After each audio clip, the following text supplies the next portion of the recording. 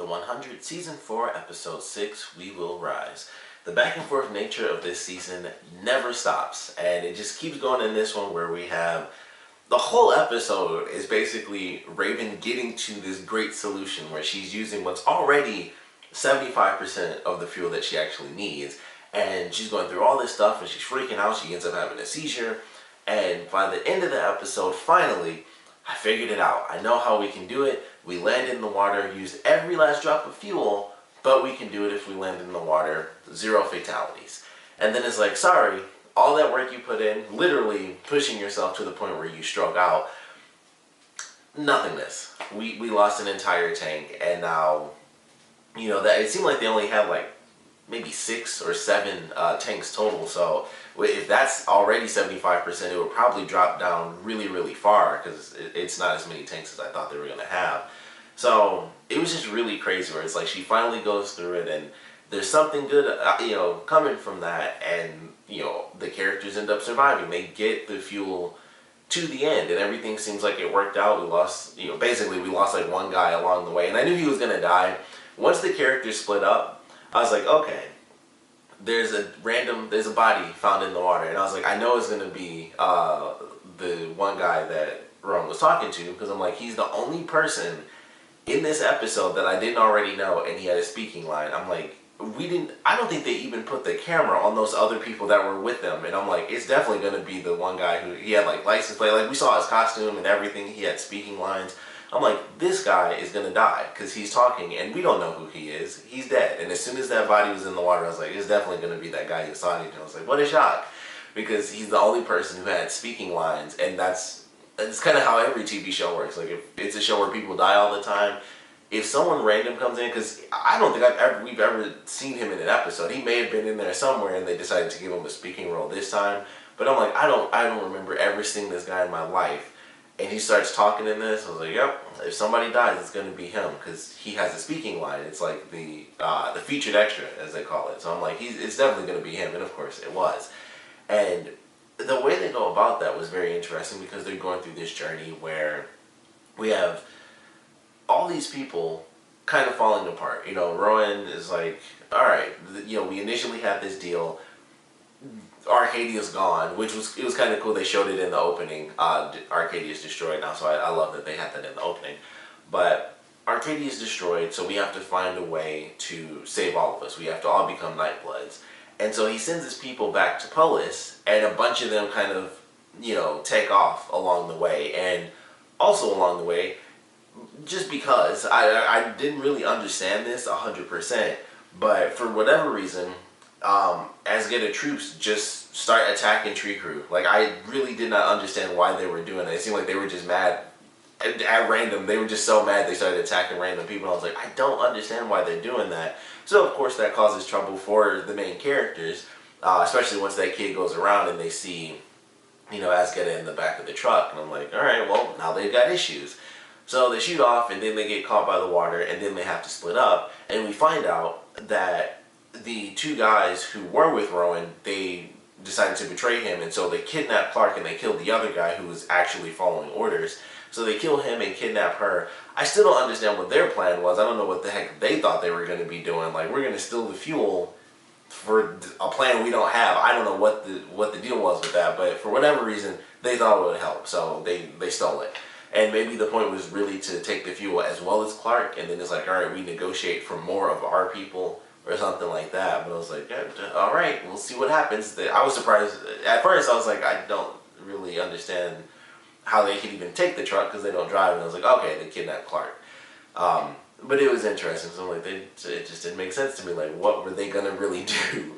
So, of course, we have our little action sequence where they're, you know, driving on the trucks, and Rowan's jumping across, and he fights a guy, and he saves one tank, and it's like, sweet, he saved, you know, they end up saving all the fuel, and everything's fine. And then, of course, you know, we get the reveal that one of the tanks was actually empty the whole time, because an arrow hit it, and it was just leaking out all the way through. So, I don't know where we're headed as far as that's concerned, but I really did enjoy, you know, their kind of crazy journey to their destination, and how things have kind of just started to really fall apart.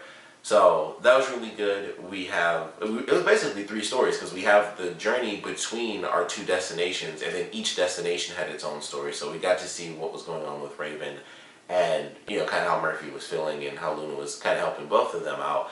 And then of course we have Arkadia, where people are losing it because of course Ilian destroyed their one sanctuary, and we have this guy who's really upset, where it's like, I was working to try to secure a place that I could give up for my 5-year-old son because he's gonna die if this happens. And it just got really nuts. Like, they were going crazy.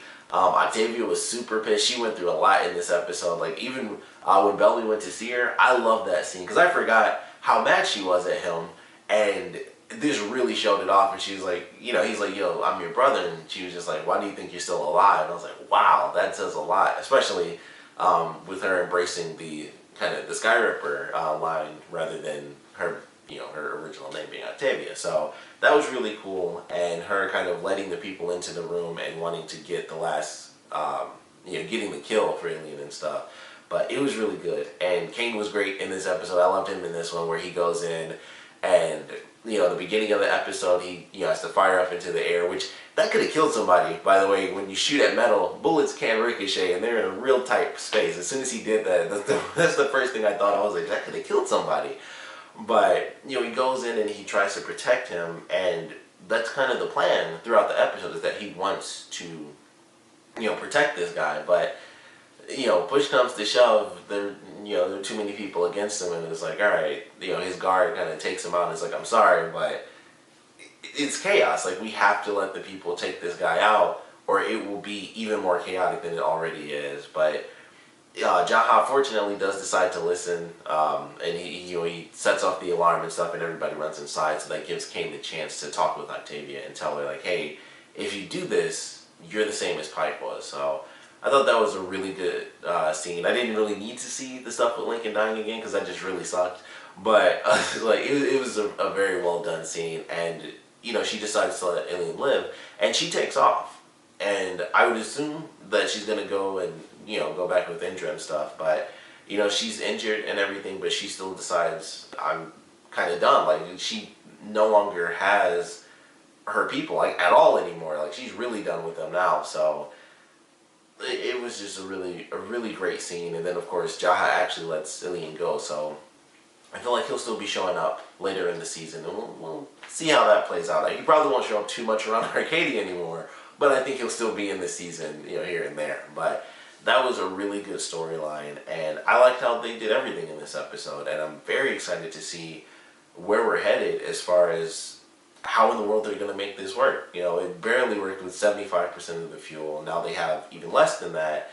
So there's just a lot to look forward to as far as how chaotic things are getting. The next episode seems to finally focus on actual Black Rain coming in. They have like their first real experience with it, and people start dropping off. So it's going to be a pretty interesting episode to watch these characters deal with the actual emotional turmoil. Like, their first glimpse, basically, of what their future holds if things don't play out perfectly.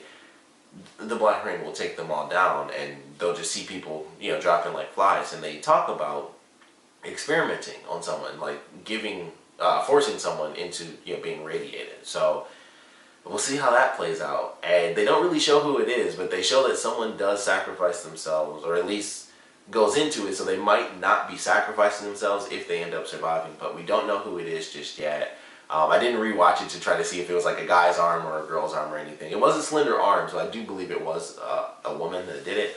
But it'll be interesting to see how that plays out, because I doubt it would end up being Raven, because despite the fact that she might die, which I don't know where that's headed, but even with that, I don't think that they would, test it on her, because she's still like the super genius that they have.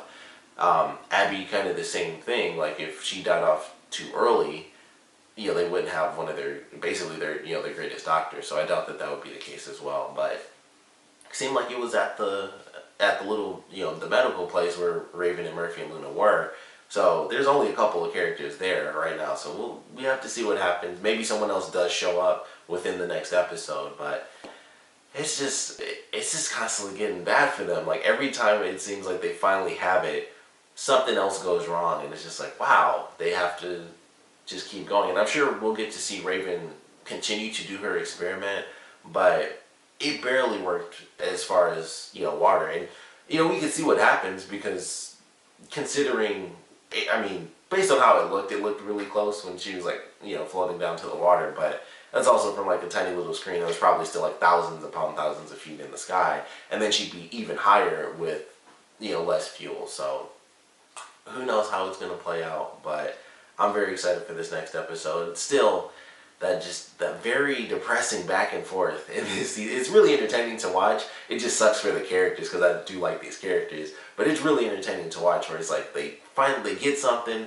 Raven struggles through this whole episode trying to figure out how to make something work, and she finally gets it, and then it's like, sorry, you know, you can't even get 75% of the fuel. So that was very interesting. It's just like, man, that really sucked. And that wasn't even like it normally is, where it's, you know, one group does good and one group does bad. It was like the bad and the good literally came together by the end of the episode, where it was like, yep, it's all in one location. Everything just sucks now. So we got them without all the fuel they need. We have Polis at war with Asgetta, you know, taking on everybody and destroying, you know, fighting against Tree Crew. So everybody's going to be going against Asgetta as well. So we already got war again that we aren't even seeing yet. It didn't really show up too much in this episode, but that's already started up. And now they don't have enough fuel to actually get this cure. We still may or may not lose 2 characters because of the alley stuff. So it's just a really crazy season, but I'm really enjoying it. Of course, would love to know what you guys thought about this episode, so please comment below. Let me know your favorite parts, least favorite parts were. And I definitely want to know how you guys think things are going to play out with experimenting on someone and infecting them, basically, to try to see if their antibodies can create a cure. Like, do you think it'll work? Do you think it will not work? Who do you think they're going to test on in the next episode? Because that'll be interesting to see as well. Because we may or may not lose a character. It could be someone that's not so important.